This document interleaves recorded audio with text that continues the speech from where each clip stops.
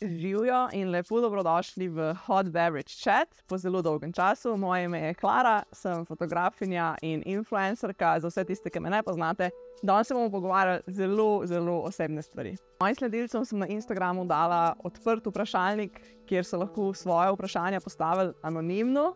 In kakšno vprašanja.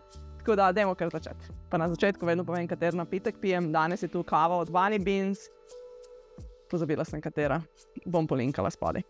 Začeli bomo s takimi lažjimi in pol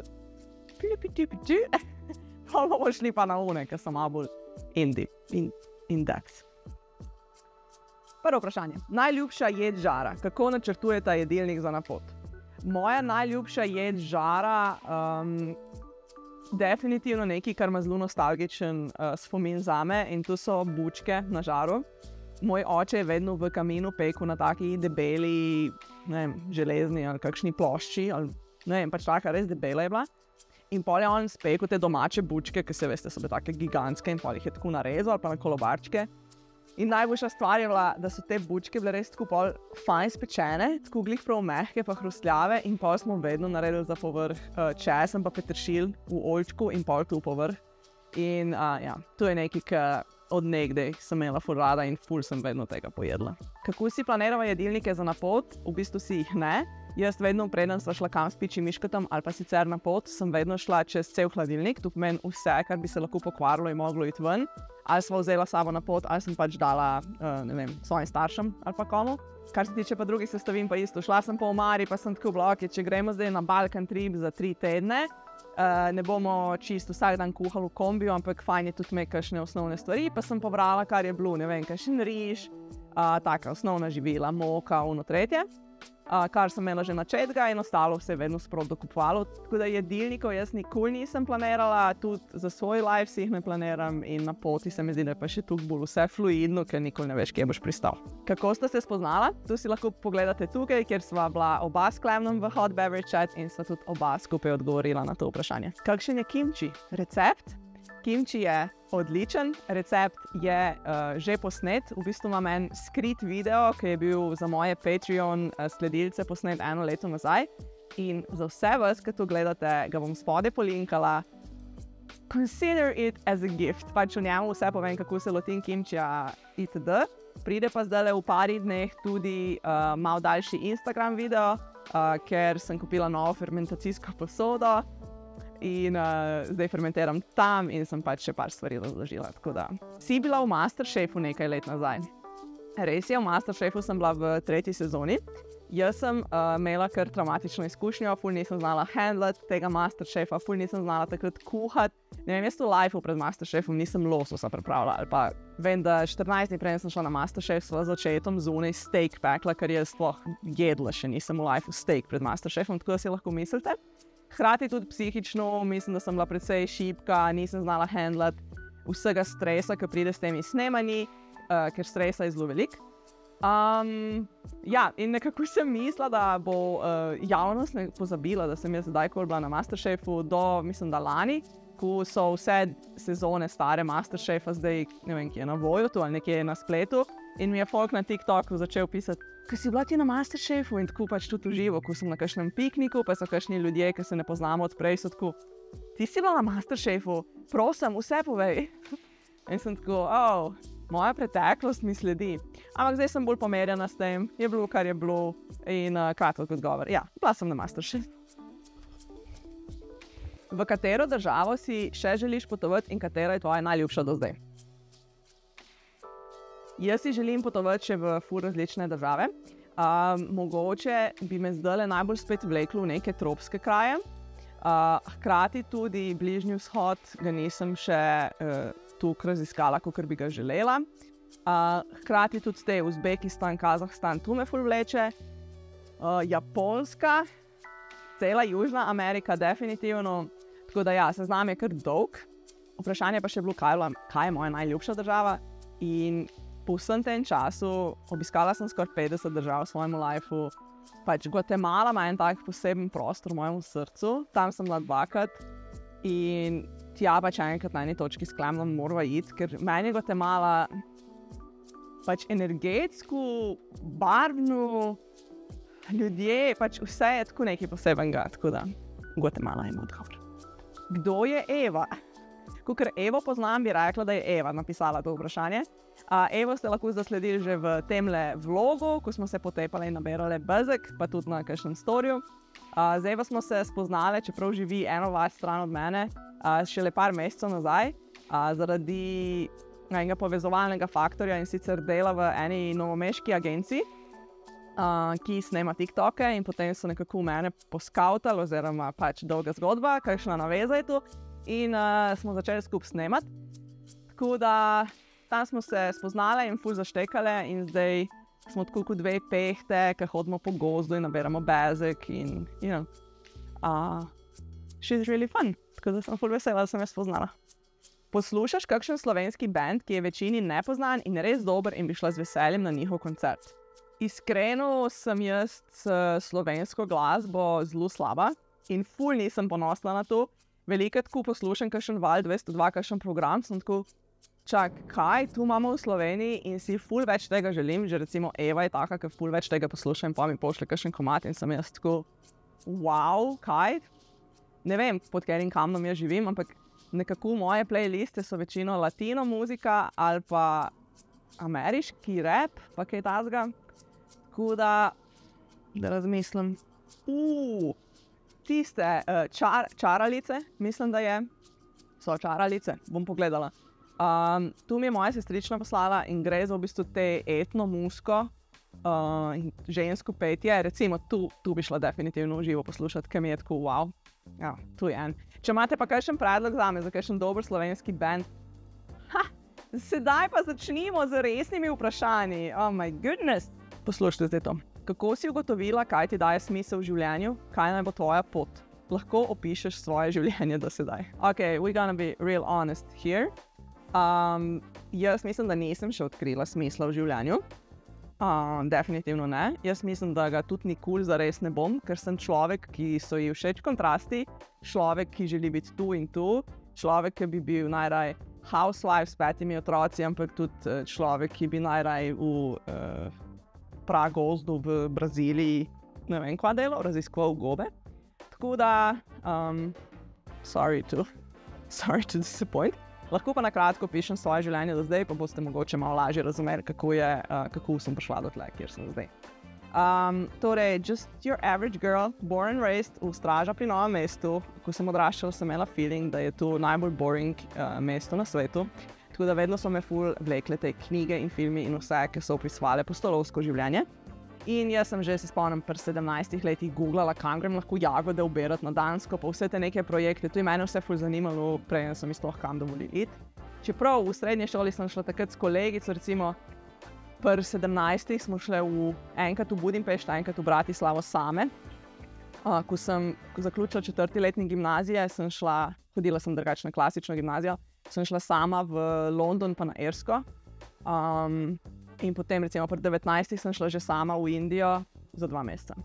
Tako da tu se mi zdi, da je bil nek ponavljajoč vzorc tudi v mojih 20-ih. Jaz sem šla pa študirati psihologijo, vse sem vedno delala v rokih, vmes sem si vzela samo enega absolventa in potem tudi magistrirala pri 24 ali 25, ne vem. Vse pač tako, eno z drugim. Ampak jaz sem v času študija sem tu razmišljala, kam jaz lahko grem. Se spomnim, sem se takrat z bivšim še prijavljala za neko štipendijo v Franciji, pa na Nizozemskem za pač psihologijo. In zdaj, ko gledam nazaj, jaz sem v bistvu hotela iti v tujino, mene je čist brigalo za ta študij. In ja, pač prav smešno je to. Šla sem potem na prvi stopnji, na drugi stopnji na Erasmus, na prvi stopnji na Ciper, druge stopnje sem bila na Portugalskem. In ko si lahko predstavljate, vmes sem ful potovala, vem, da takrat sva z bivšim šla že koliko sva bila stara? 22 recimo, sva šla čez celo Turčijo potovati pa do Irana in pol v Iranu sva bila, ne vem, en mesec in pol nazaj tudi po kopnem, v bistvu brez leta. Ne vem, take dogodivščine, Tajska, Vietnam, Laos, tu sem je že 10 let nazaj bila tam recimo. Tako da, tu me je vleklo in vmes je tudi ta fotografija vedno bila ful velik del mene in vse, ampak mislim, takrat influencerji tak niso obstajali, takrat se je bolj bloge pisalo, jaz sem pisala nek ful tak basic blog in to je bilo to. Fast forward, jaz zaključen študij. Še v zadnjem delu študija sem šla v Jordanijo za pol leta, kar je bil tudi tak. Sem že večkrat omenjala za tiste, ki me spremljajo dlje časa, da je Jordanija bila en tak pomemben trenutek v mojem življenju, ker sem se tam ful naučila o svetu, kakršen je. Ker prej sem bila tako čisto običen potrošnik, ki se ne sprašuje o ničemer, tam sem mogoče se srečala in z begunci in z, ful enimi stvarmi. Po zaključku magisterija sem šla delati kot varuška za 5 mesecev v Francijo, ker sem ful hotela se izpiliti svojo francoščino, ki je nisem drugače, ker mi je francoščina ful težek jezik. Prišla nazaj, še kar nisem hotela iti v službo, sem šla s Klemnom živeti v šotor za 3 mesece.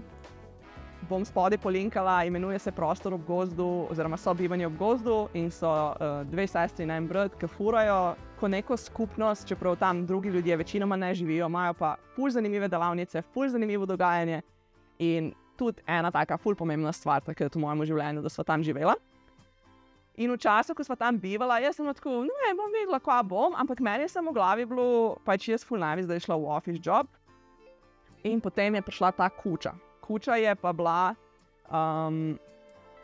bila restauracija v Ljubljani, žal je ni več, veganska restauracija, ki je takrat naredila ful velik boom, 4 popčki so jo ustanovili z ful fresh idejo, ki je takrat res ni bilo v Sloveniji in mene zaposlili kot kuharca. Tako sem tam delala skoraj 1 leto in simultano, kar se je dogajalo, je to, da sem zabila povedati.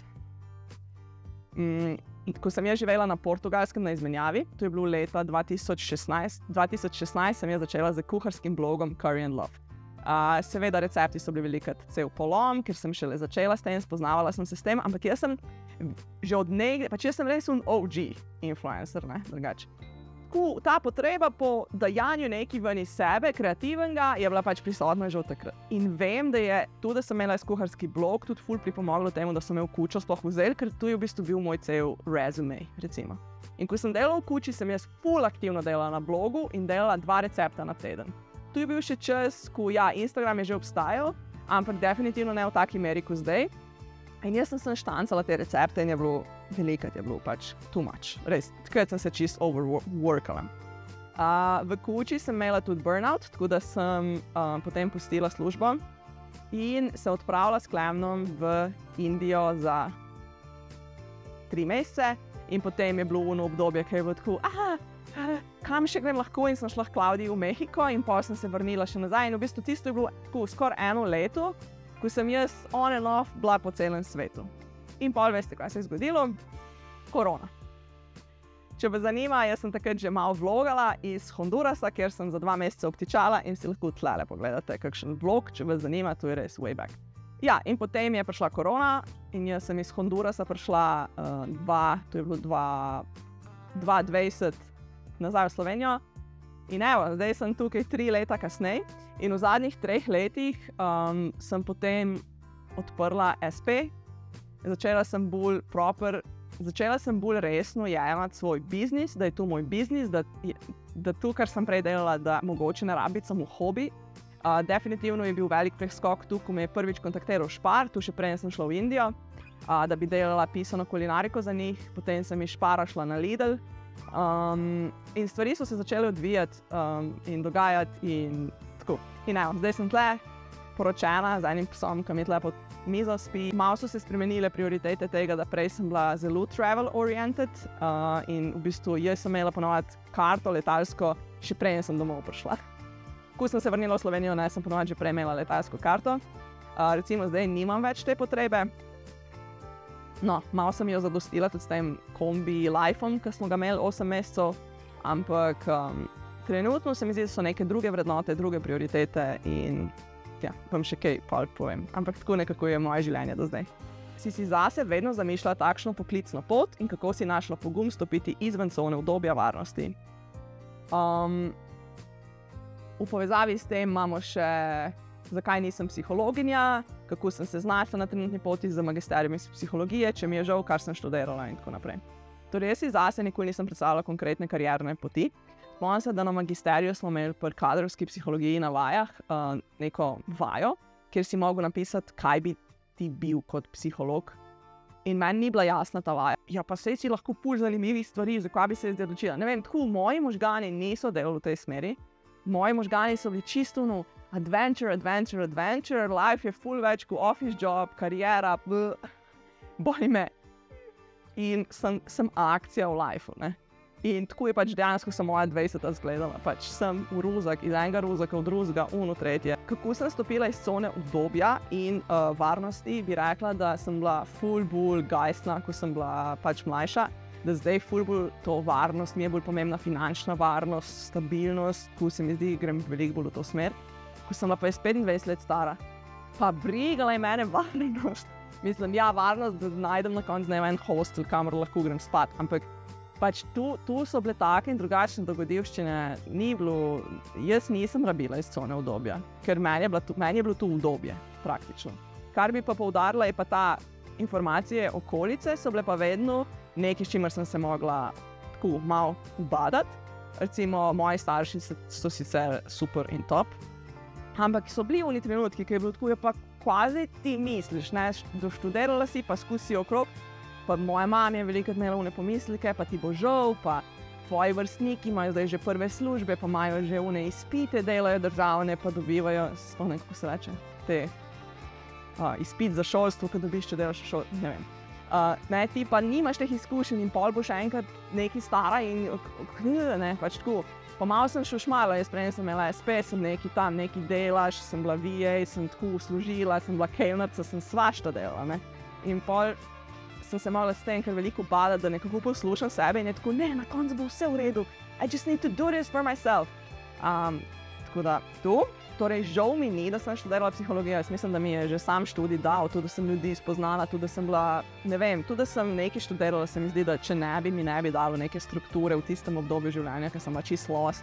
Kako pa veš pri 20-ih, mislim, tu, ko se sebe jaz spomnim pri 20-ih, oh my god, kera kokuš, tako sploh, I cannot. Tako da ni mi žal. Vesela sem, da sem brala psihologijo, zdi se mi, da mi je dalo na nek način znanje, čeprav se nisem nikoli brigala neki ful za faks. Tukaj mi je bilo pomembno, da imam 8-ke, pa da je vse narejeno v roku. Tak študent sem bila jaz, pa vem, da sem kar včasih malo izkoriščala svoje pridne sošolke za kakšne zapiske, pa tako. Kot psihologinja drugače nisem nikoli delala, opravila sem pač dvojno prakso, to, kar sem mogla in to je bilo to. Nekaj sem razmišljala, da bi delala z begunci, o tem je bil tudi moj magisterij, ampak se na koncu nisem odločila za to, ker tako, pač ta office job, ne. Nisem tam. Mogoče enkrat mi bo pasalo biti v klimatizirani pisarni z delovnikom od 9 do 5. Trenutno sem bolj tako, vsak dan je priložnost za nove izzive, sama svoj šef in to je to. Eno zanimivo vprašanje se mi je še zdelo, kako si začela svojo pot kot influencer, si imela prej zraven kakšno službo ali si šla na začetku all in? Jaz mislim, da težko greš, tako sploh v Sloveniji, kar all in iz prve, mislim lahko, če imaš najbrž neke prihranke, ampak pri meni je bilo tu, jaz sem res old school, jaz nisem tako iz danes na jutri, jaz tudi pač to, kako jaz vlagam v svoje delo, pač jaz mislim, da marsikdo je ful bolj uspešen za ful manj dela, tako da malo sem mogla tudi tu predelovati, vedno recimo zakaj še nimam 10K na Instagramu, zakaj te številke te malo, ampak se mi zdi sploh v zadnjem letu sem bolj začela zaupati vase, bolj imela neko jasno pot in se tu poznam, ampak da odgovorim, torej jaz sem začela blogati 2016 z kuharskim blogom, ker sem jaz začela zastonj recepte objavljati, pa pol sem neki svilno pot sodelovala, pa neki so mene povabili na Masterchef. Ker sem bila jaz na Masterchefu, sem spoznala Sašo Šketa, recimo. Sašo Šketa je rekel, kaj če med vas snemala videe. Sva snemala malo po svoje. Kuharske videe, to lahko še vedno najdete na spletu. Ker sem jaz tu snemala, sem spoznala Anito iz Drože Manije. Ona je zastavila dobro besedo zame pri Šparu. Sem snemala pisano kulinariko leto pa pol. Potem sem se odločila, da grem na Lidl. Štekate, to je tako. In vmes sem jaz in v kući delala in pol nisem delala in pol sem bila virtual assistant in skozi je bil nek hustle, ampak hkrati jaz sem skozi delala, ali sem bila plačana za to, da delam, ali pa ne. In skozi spoznavanje z fotoopremo, z videoopremo, pač biti nekako v tem svetu, tudi social media in vse. In to je proces zadnjih 8 let, v bistvu, da sem jaz prišla pred, torej, kdaj sem odprla SP, dobri 2 leti nazaj, do te točke, da imam ono SP, da je finančna stabilnost, da imam stranke, da lahko tudi mene prepoznavajo kot fotografinjo tudi za fotkanje družin, fotkanje porok. Čeprav se s tem ne oglašujem, ampak če nekomu všeč moj stil, grem z veseljem tudi tu poslikati. Delam tudi coachinge za podjetja, za male podjetnike in tako, kako voditi ta nek presek social media pa fotografije oziroma delanje vsebin. In sem se pozicionirala v tem, ne. Tako da nisem šla all in, ampak hkrati sem šla all in. Jaz sem naredila vse, kar sem lahko vedno, da sem vzdrževala to svojo strast. Ker se mi je zdelo, če obupam, mi bo žal. Če jaz rečem na eni točki, briga me za vse, jaz sem zdaj bom imela službo in jaz moram pozabiti na svoje sanje, bi en del mene dejansko umrl. Jaz to vem. Kot sem rekla, veliko je bilo ver, veliko neke trnaste poti, veliko sem se mogla boriti z ljudmi okrog sebe in sama sabo in za svojimi negotovostmi in za tem, kaj sploh počnem. In milijon stvari, ampak danes sem res vesela, da sem tukaj, kjer sem. Needless to say, še vedno imam dneve, ko imam pomisleke, ko sem tako, oh my god, zakaj tukaj hejte, zakaj tu šerim dobro sporočilo, zakaj, ampak overall, ko črto potegnem, mi je pa to življenje, način, kako sem ga pelala, prineslo toliko poznanstev, izkušenj, toliko vrednih stvari, toliko ene svobode, kreativne in drugačne, da sem za to res zelo hvaležna. Na svet, kako se ne sekirati, kaj si drugi mislijo o tebi in o tvojem delu. Ne vem, če sem jaz prava oseba, da me vprašate za ta nasvet, ker se kar veliko sekiram, ful nočem imeti te neke maske, da sem tako, jaz sem, kar sem in vse ostalo je projekcija drugih ljudi name. Ne, jaz se kar veliko sekiram, preveč. Tako da, kar je meni najbolj pomagalo, ker včasih sem se še bolj, najbolj pa mi je pomagalo to, ali sem jaz zadovoljna, ko neko delo naredim, ali je to fotozgodba, ali je to video, ali karkoli. Sem jaz zadovoljna s tem. Je ta točka, na kateri sem jaz zdaj v življenju, je to tisto, kar želim dati ven v svet. Torej, da ne delam stvari, ki so same sebi namen, da ne delam stvari, ker mislim, da moram nekoga kopirati, ker mi bo tu prineslo več uspeha, ampak je ali so to vsebine, ki jih jaz želim kazati. In tle bi še poudarila to, če bi jaz ostala samo pri receptih, ker recepti so se meni na eni točki res zamerili, če bi jaz ostala samo pri receptih in to bi bilo vse, kar bi delala. Oh my god, ne bi mogla, prekurila bi se, jaz ne morem tukaj s hrano delati. Ko sem jaz na eni točki se naučila, kako vpletati v svoje vsebine, lifestyle, ki ga živim, ki je tako malo alternativen, malo drugačen, narava, kombi, vse te stvari. Ko sem se jaz naučila tu vse povezovati, pa še hrana vmes, takrat se mi zdi, da se je ta magija začela dogajati. In tu se je zgodilo zgolj in le zaradi tega, ker sem jaz verjela vase, da je tu tisto, kar vrednost prinaša z mojimi vsebinami. Predtem jaz nisem verjela, da tu vrednost prinaša. Jaz sem mislila, da sem en recept z točnimi sestavinami lahko nekomu prinese vrednost in sem se utapljala v tem. Meni je bilo ful težko. Zaradi tega jaz na blogu sem imela obdobje, ko ful dolgo nisem nič objavljala, ker mi je bilo too much. In čeprav zdaj vlogi in vse, kar delam, vzame milijonkrat več časa in energije in znanja in vsega, tu delam s strastjo in tu se mi zdi, ker je na koncu, pa res pozavga in sem steče. Na tej točki bi sem še to omenila. A oseba, ki ti daje komentar, a ti želi dobro, je komentar konstruktiven, a želi, da ti postaneš boljši zaradi tega komentarja. Ti mogoče daje nek pogled v stvari, ki jih sam sploh ne veš o sebi. Mogoče tudi malo trigger, da je nekje v ozadju trigger, pa se sprašuješ, zakaj me je zdaj tu zmotilo. Ker tu je vedno dobrodošlo. In včasih je tudi ful težko slišati, recimo Klaudija, če jo poznate iz kakšnih starih vlogov. Klaudija mi je znala na kakšne videe res pustiti tako kritiko. Pričakovala sem več od tebe. Zakaj ni zakaj to? In mene je to ful bolelo. Kot ti tu najboljša pravljica reče, to ni tako, I didn't take it lightly. Ampak taka kritika je bila vedno dobrodošla, ker mi je dalo vedno zamisliti, zakaj pa ne, zakaj pa zakaj pa to. In vedno sem vedela tudi če bi bila jaz sama zavestna v to, kar delam, me ta kritika sploh ne bi tako zmotila. Medtem ko neka ta kritika, ko so ti couch komentatorji, ki morajo vse nekaj pokomentirati, zato me pa res ne briga.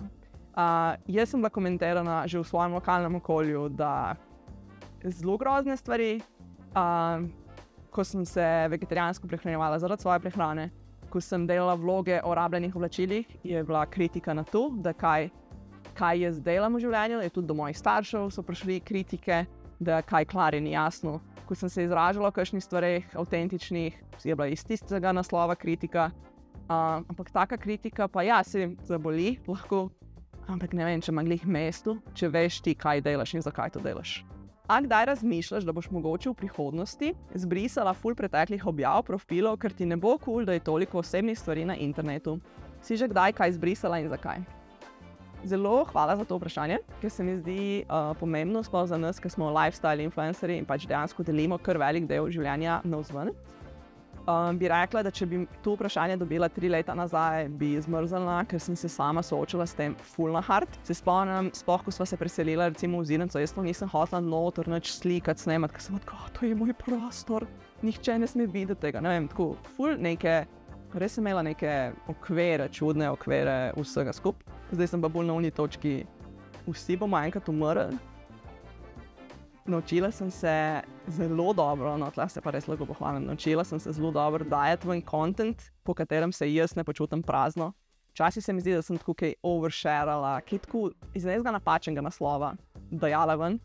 Zdaj je pa tako ena sama pozitivna energija v vsem, kar jaz delam. In ne, jaz trenutno mi ni žal vse, kar je na internetu, tu sem jaz. Če komu ni všeč, tu sem jaz, na koncu dneva, tu sem jaz. In sej so kakšni stari video tako malo cringe ali pa kaj, zato ker nisem znala snemati, nisem znala biti pri kamero, ampak če ne bi jaz teh videov delala, veste, kdaj sem že delala te neke lifestyle vloge, ko 2014 z GoPro-jem, pa sem jih editirala v Movie Makerju, to sem že enkrat govorila, pa sem snemala, kako sem šla babici špinačo oberati, pa ne vem kva. Ampak to je zdaj moj job. Mislim, amazing. In ne, trenutno mi ni žal. Karkoli je na netu, naj bo na netu. Tu sem jaz.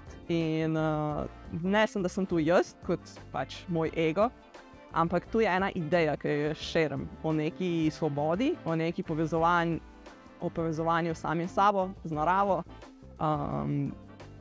kuhanje, odnosi, kot veste, pač jaz sem Klara, tista prezenca na vseh teh mojih družbenih omrežjih, ampak vidite, da veliko vključujem svojo babico, taščo, svoje starše in tako, ker mislim, da ideja, ki jo širim, je veliko večja od mene in se jo lahko opaz v teh detajlih, ki jih vključujem v videe in v fotozgodbe.